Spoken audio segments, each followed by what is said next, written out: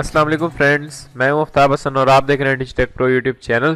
तो आज हमारी इलस्ट्रेटर की क्लास नंबर 25 है और आज का जो हमारा टॉपिक है वो है किस तरह से आप 3D ग्रेडियंट लेटरिंग्स क्रिएट कर सकते हैं। यहाँ पे जैसे कि अभी आप अपनी स्क्रीन के ऊपर देख सकते हैं कुछ एग्जांपल्स। तो ये इफेक्ट आप किस तरह से क्रिएट कर सकते हैं, ये हम करेंगे इफेक्ट जो क्रिएट वो ब्लेंड टूल का यूज करके और ब्लेंडिंग ऑप्शंस का यूज करके हम करेंगे।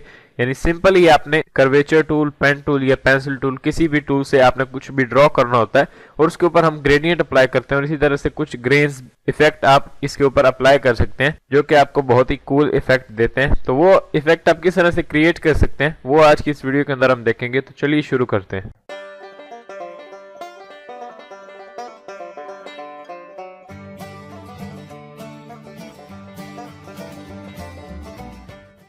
तो यहाँ पे मेरे पास इलस्ट्रेटर ओपन हो चुका है और यहाँ पे मैंने कार्डबोर्ड लिया हुआ है जो कि बिल्कुल मैंने यहाँ पे ऑलमोस्ट ब्लैक ही रखा हुआ है, यानी डार्क ग्रे।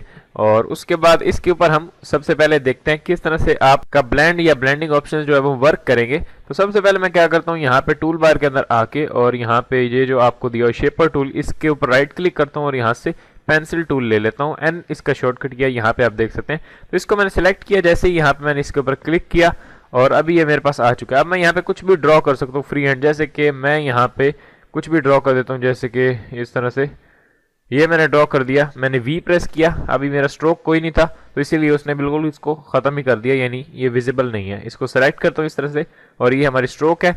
और उसके बाद मैं जाके यहाँ पे लेफ्ट साइड में नीचे जो स्ट्रोक है उसको ऑन कर देता हूँ। स्ट्रोक पे क्लिक किया और यहाँ पे ये जो आपको नीचे दिख रहा है कलर पे क्लिक कर देता हूँ। स्ट्रोक के ऊपर डबल क्लिक किया और मेरे पास यहाँ पे ये कलर पिकर आ जाता है। ये इसके अंदर से मैं यहाँ पे व्हाइट पिक कर लेता हूँ, यहाँ से ओके।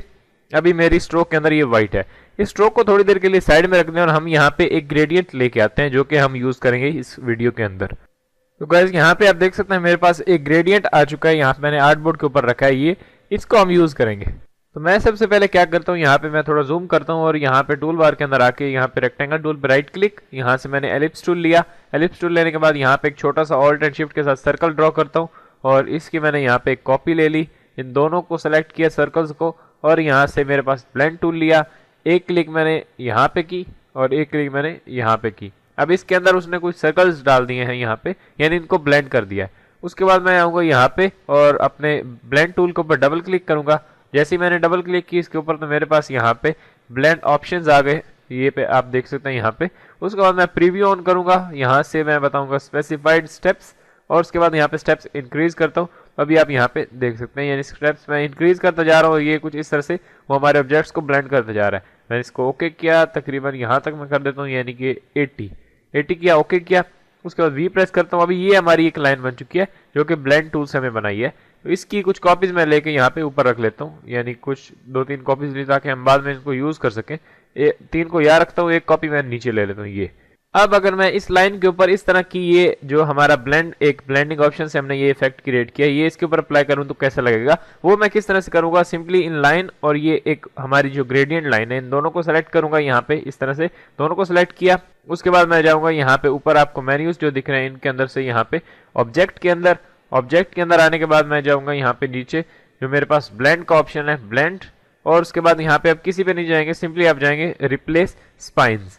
यहाँ पे रिप्लेस स्पाइन्स के ऊपर क्लिक करूंगा। जैसे क्लिक किया अभी आप देख सकते हैं हमने जो पेंसिल से यानी ड्रॉ की थी अपनी लाइन, उसके ऊपर उसने ये अप्लाई कर दिया जो कि बहुत ही अमेजिंग लग रहा है। इस तरह से किसी भी शेप के ऊपर आप कर सकते हैं। जैसे कि मैं यहाँ पे एक स्टार ले लेता हूँ, ये मैं अभी आपको एग्जाम्पल दे रहा हूँ, बाद में हम कुछ अमेजिंग एग्जाम्पल्स भी लेते हैं। तो यहाँ पे इसको मैंने स्ट्रोक में कन्वर्ट किया, ये अभी स्ट्रोक है। इसकी मैं एक और कॉपी लेता हूँ यहाँ पे, क्योंकि ये हम जब इन दोनों को ब्लेंड करते हैं यानी इन दोनों को रिप्लेस स्पाइन कर देते हैं तो ये हमारी एक जो ग्रेडियंट लाइन है वो ज़ाया हो जाती है। इसीलिए मैंने कुछ कॉपीज ऊपर लेके रखी हुई हैं। तो इन दोनों को सिलेक्ट किया, स्टार को और ये हमारी ग्रेडियंट लाइन को। सिंपली मैं फिर से जाऊँगा यहाँ पे ऊपर ऑब्जेक्ट के अंदर आने के बाद यहाँ पे ब्लेंड के अंदर आने के बाद यहाँ पे रिप्लेस स्पाइन्स। जैसे किया इस स्टार के ऊपर उसने अप्लाई कर दिया, लेकिन ये बुरा लग रहा है। इसके लिए हम क्या करेंगे, सिंपली मैं अपनी इस लाइन को थोड़ा छोटा कर देता हूँ। जैसे मैंने छोटा किया अब ये प्रॉब्लम नहीं करेगा।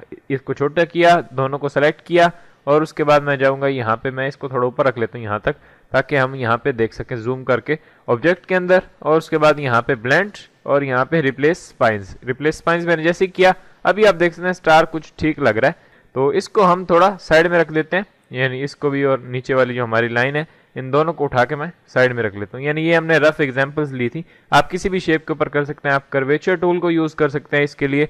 कर्वेचर टूल से आप कोई सी भी पाथ बनाएंगे और उसको इसके साथ ब्लेंड कर देंगे हमारी इस लाइन के साथ, तो आपको वही रिजल्ट मिलेगा। इस तरह से यहाँ पे कुछ आप टाइप भी कर सकते हैं। पेंसिल टूल से सिंपली हैंड ड्रॉन आप टेक्स्ट अपना लिख सकते हैं और उसके ऊपर आप इसको अप्लाई कर सकते हैं। जैसे कि मैं यहाँ पे कोई से भी लेटर लिख लेता हूँ, जैसे कि पेंसिल टूल से मैं सिंपली यहाँ पे इस तरह से कुछ ड्रॉ करके लिखूंगा लेटर्स।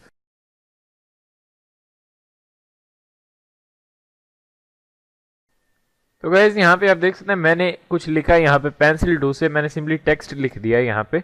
तो आप लिख सकते हैं इस तरह से, कोई से भी लेटर आप यूज कर सकते हैं, या फिर आप कर्वेचर टूल से भी ड्राइंग कर सकते हैं, उसके ऊपर इसको अप्लाई कर सकते हैं। मैं सिंपली इसकी एक कॉपी लूंगा नीचे। अब इसको हम करेंगे छोटा, क्योंकि हमें छोटी चाहिए इसलिए इसके ऊपर ये ज्यादा बड़ा हो जाएगा तो वो अच्छा नहीं लगेगा। इसको मैं ज्यादा छोटा कर देता हूँ और उसके बाद इसकी भी मैं कुछ कॉपीज ले लेता हूँ, ताकि हमने हर टेक्स्ट के ऊपर अप्लाई करना है, यानी हर कर्व के ऊपर मैं इस तरह से कॉपीज लेके कंट्रोल डी से कर देता हूँ। एक को मैं पकड़ता हूँ यहाँ पे, इस ऊपर वाले को सिलेक्ट किया इन दोनों को, यानी ये आप देख सकते हैं यहाँ पे ग्रेडियंट लाइन को, और टी के ऊपर वाली जो ये इस तरह से मैंने लाइन बनाई है इसको। अब इसको यहाँ पे रखेंगे, मैं थोड़ा सा यहाँ पे रख लेता हूँ। उसके बाद मैं जाऊँगा ऑब्जेक्ट और इस तरह से यहाँ पे ब्लेंड और इस तरह से यहाँ पे रिप्लेस स्पाइन। जैसे क्लिक किया अभी आप देख सकते हैं ये लाइन बन चुकी है। इस तरह से मैं सबको कर लूंगा, यानी इसको भी सिलेक्ट करूंगा और इसकी एक कॉपी लेकर यहाँ पे नीचे रखूंगा। अब आप देख सकते हैं टी का नीचे वाला हिस्सा है, इन दोनों को सिलेक्ट किया, ऑब्जेक्ट और यहाँ से ब्लेंड और यहाँ पे रिप्लेस स्पाइन। जैसे किया तो अभी टी हमारा रेडी हो चुका है।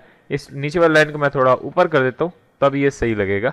अभी ये हो चुका है। इस तरह से मैं इन तीनों के ऊपर भी कर लेता हूँ। यहाँ मैं वीडियो थोड़ा फास्ट कर देता हूँ, मैं जल्दी से इनके ऊपर ये अप्लाई कर देता हूँ।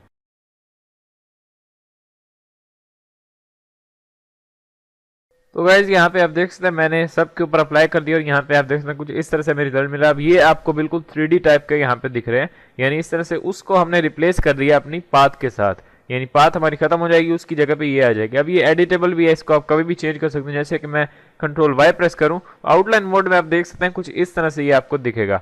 अगर मैं यहाँ पे आऊँ और इस सर्कल को इस तरह सेलेक्ट करूँ आइसोलेशन मोड में जाके, यानी इस पर डबल क्लिक करूंगा, ये सेलेक्ट हो गया।